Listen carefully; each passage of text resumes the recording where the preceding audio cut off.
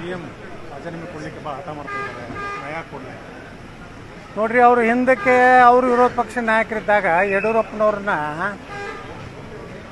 ಮುಖ್ಯಮಂತ್ರಿಯಾಗಿ ಮುಂದುವರೆದರೆ ತನಿಖೆಯ ಮೇಲೆ ಪ್ರಭಾವ ಬೀರ್ತದೆ. ಯಾಕಂದ್ರೆ ಅವ್ರು ರಾಜ್ಯದ ಮುಖ್ಯಮಂತ್ರಿಯವ್ರನ್ನ ಎಲ್ಲ ಅಧಿಕಾರಿಗಳು ಅಂಜ್ತಾರೆ. ಇವತ್ತೇನೋ ನಾನು ನೋಡಿದೆ SP-ನೇ ಗಪ್ಪಾಗ್ಯಾರ ಅಂತ ಹೇಳಿ ಅವ್ರು ಕಂಪ್ಲೇಂಟ್ ತೊಗೊಲಾರ್ದೇನೋ ಇನ್ನು ಸಿಕ್ಕಾರೆ ಸಿಕ್ಕಿಲ್ಲ ಸರ್. ಹಾಂ, ಹಿಂಗೆ ಮುಖ್ಯಮಂತ್ರಿ ಹುದ್ದೆದಾಗಿದ್ದು ಯಾವುದೇ ತನಿಖೆ ಎದುರಿಸೋದು ಸರಿಯಲ್ಲ. ನೈತಿಕವಾಗಿ ಹೈಕೋರ್ಟಿನ ಒಂದು ಆದೇಶವನ್ನು ಪಾಲಿಸಬೇಕು. ಯಾರೋ ಜಮೀರ್ ಅಹ್ಮದ್ ಖಾನ್ ಹೇಳಿದ್ರು ಇದು ರಾಜಕೀಯ ಜಜ್ಮೆಂಟ್ ಅಂತ ಹೇಳಿ. ಏನು ತಲೆ ಐತೋ ಏನು ಅಲ್ಲಿನೂ ಕುರಿ ಮಾಂಸ ತುಂಬೈತೆ ಗೊತ್ತಿಲ್ಲ. ಈ ರೀತಿ ಒಂದು ಕೋರ್ಟಿನ ಬಗ್ಗೆ ಅವಮಾನಕ ಹೀಗೆ ಹಿಂಗೆ ಮಾತಾಡ್ತಾರವ್ರು. ಹೀಗೆ ನ್ಯಾಯಾಲಯಗಳು ತಿಳ್ಕೊಬೇಕು ಇವ್ರು. ಹೀಗೆ ಹಿಂಗೆ ಮಾತಾಡ್ತಾರ.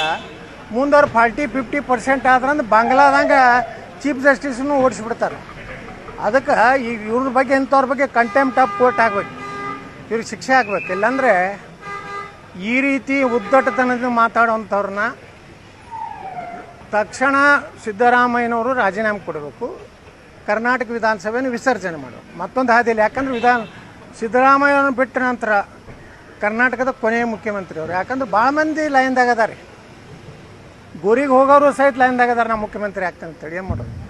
ಈಗ ಇದನ್ನು ಏನಂದ್ರೆ ಅವರು PM ಅವರಿಗೆ ಪ್ರಶ್ನೆ ಮಾಡಿದ್ದಾರೆ, ನಿಮ್ಮಲ್ಲಿ BJPಯಲ್ಲಿ ಯಾರು ಭ್ರಷ್ಟರಿಲ್ಲ ಅಂತ ಹೇಳಿ, ಹಂಗಿದ್ರೆ ನಾನು ಸ್ವಾಗತ ಮಾಡ್ತೀನಿ ನಿಮ್ಮನ್ನು ಅಂತಂದು CM ಅವರು ಹೇಳಿದ್ದಾರೆ. ತನಿಖೆ ಮಾಡಲಲ್ರಿ BJP ಅವ್ರದ್ದು, ನಾವೇನು ಬ್ಯಾಡ ಅಂತೀವಿ. ನೀವು ಹೊಂದಾಣಿಕೆ ಆಗಿರಪ್ಪ. ನಾವು ಭಿಕ್ಷಾ ಕೊಟ್ಟಿವಿ, ಧರ್ಮಕ್ಕೆ ಕೊಟ್ಟಿವಿ, ನೀವು ಹೇಳ್ಕೊಳಕತ್ತೀರ. ಧರ್ಮಕ್ಕೆ ಯಾರಿಗೆ ಕೊಟ್ರಿ? ಭಿಕ್ಷಾ ಯಾವ ಕ್ಷೇತ್ರವನ್ನು ಕೊಟ್ರಿ BJPಯವ್ರಿಗೆ? ಯಾವ್ಯಾವ ಭ್ರಷ್ಟಾಚಾರದ ನೀವು ಅವ್ರದ್ದು ಮುಚ್ಕೊಂಡು ಇಟ್ಕೊಂಡ್ರಿ, ಅವ್ರದ್ದು ನೀವು ಮುಚ್ಚಿಟ್ಟು ಇಟ್ಕೊಂಡ್ರಿ. ನಿಮ್ಮ ಅಡ್ಜಸ್ಟ್ಮೆಂಟ್ ಏನು ಕರ್ನಾಟಕ ಇದು? ಅದನ್ನು ಮಾತು ಹೇಳ್ರಿ ಸಿದ್ದರಾಮಯ್ಯನವರೇ. ನೀವು BJP ಅವ್ರೊಳಗೆ ಹೊಂದಾಣಿಕೆ ಇದ್ದೀರಲ್ಲೋ? ನಿಮ್ಮ ರಾಜ್ಯ ಅಧ್ಯಕ್ಷನೇ ಹೇಳ್ಯಾನ ನಾವು ಭಿಕ್ಷೆ ಕೊಟ್ಟಿವಿ ಅಂತೇಳಿ ಒಬ್ಬರಿಗೆ ಹೇಳ್ಯಾರಿಲ್ರಿ. ಆ ಭಿಕ್ಷೆ ಕೊಟ್ಟವ್ರು ಯಾರು, ತೊಗೊಂಡವ್ರು ಯಾರು? ಅವ್ರು ಎಲ್ಲರೂ ತನಿಖೆ, ಎಲ್ಲರೂ ಜೈಲಿಗೆ ಹೋಗ್ಲಿ. ನಮಗೇನು ಭಾಳ ಹೊಸ ಯುಗ ಪ್ರಾರಂಭ ಆಗಲಿ ಕರ್ನಾಟಕದಲ್ಲಿ. ಆದ್ರೆ ಭ್ರಷ್ಟರು ಯಾವ ಪಾರ್ಟಿಯಾಗದಾರು ಹೋದ್ರೆ ಹೊಸ ಯುಗ ಪ್ರಾರಂಭ ಆಗ್ತದೆ.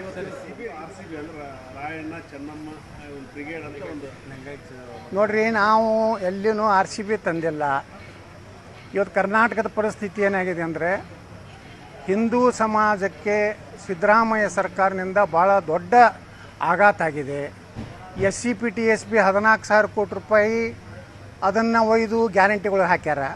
ದಲಿತರಿಗೆ ಇವತ್ತು ಪರಿಶಿಷ್ಟ ಪಂಗಡ, ಪರಿಶಿಷ್ಟ ಜಾತಿ ಜನಾಂಗದವರು 14,000 ಅವ್ರ ಅಭಿವೃದ್ಧಿಗೆ ಇಟ್ಟಂಥ ಹಣ ಇವತ್ತು ಫ್ರೀ ಬಸ್ ಪಾಸು, ಇದೇನು ನಮ್ಮ ಈ ಬೆಳಗಾವಿ ಭಾಗ್ಯದ ಲಕ್ಷ್ಮಿ ಕೊಡ್ತಾರಲ್ರಿ, ಯಾರು ಲಕ್ಷ್ಮೀ ಹೆಬ್ಬಾಳ್ಕರ್ ಬಾಯಿಯವರು, ಅದನ್ನೂ ಬಂದಾಗಿದೆ. ನಾವು ಹೇಳ್ತೀವಿ ದಲಿತರಿಗೆ ಕೊಡುವಂಥ ಎಲ್ಲ ಯೋಜನೆಗಳು ಮೊದಲೇನಿತ್ತು ಅದು ಮೊಟಕುಗಾಯವು. ಅದೇ ರೀತಿ ಇವತ್ತು ವಾಲ್ಮೀಕಿ ಹಗರಣ ಸಣ್ಣದಲ್ರಿ, 187 ಕೋಟಿ. ಮುಖ್ಯಮಂತ್ರಿನೇ ವಿಧಾನಸಭೆಯಲ್ಲಿ 82 ಕೋಟಿ ಆಗಿದ್ದು ನಿಜ ಒಪ್ಕೊಂಡಾರ. ಅಂದರೆ ಇಲ್ಲಿ ಪರಿಶಿಷ್ಟ ಪಂಗಡದ ಹಣನೂ ತಿಂದಾಕ್ಯಾರ. ಇವತ್ತು ಗಣೇಶ ಚತುರ್ಥಿ ಏನು PSI ಬಂದು ಅದನ್ನು ಗಣಪತಿನ ಅರೆಸ್ಟ್ ಮಾಡ್ತಾನೆ. ಇವತ್ತು ನಮ್ಮ ರಾಜ್ಯದಲ್ಲಿ ಹಿಂದುಳಿದವ್ರಿಗೂ ಸಿದ್ದರಾಮಯ್ಯರಿಂದ ಲಾಭ ಆಗಿಲ್ಲ, ದಲಿತರಿಗಾಗಿಲ್ಲ. ಮೇಲ್ಜಾತಿಯವ್ರದ್ದಂದ್ರೆ ಲಿಂಗಾಯತರು, ಬ್ರಾಹ್ಮಣರು, ಒಕ್ಕಲಿಗರಂದ್ರೆ ನಮ್ಮ ಸಿದ್ದರಾಮಯ್ಯಗೆ ಅಲರ್ಜಿನೇ ಐತಿ. ಮತ್ತು ಯಾವ ಸಮಾಜಕ್ಕೆ ಒಳ್ಳೇದಾಗೈತೆ? ಒಂದೇ ಒಂದು ಸಮಾಜ, ಅದೇ ಸಮಾಜ.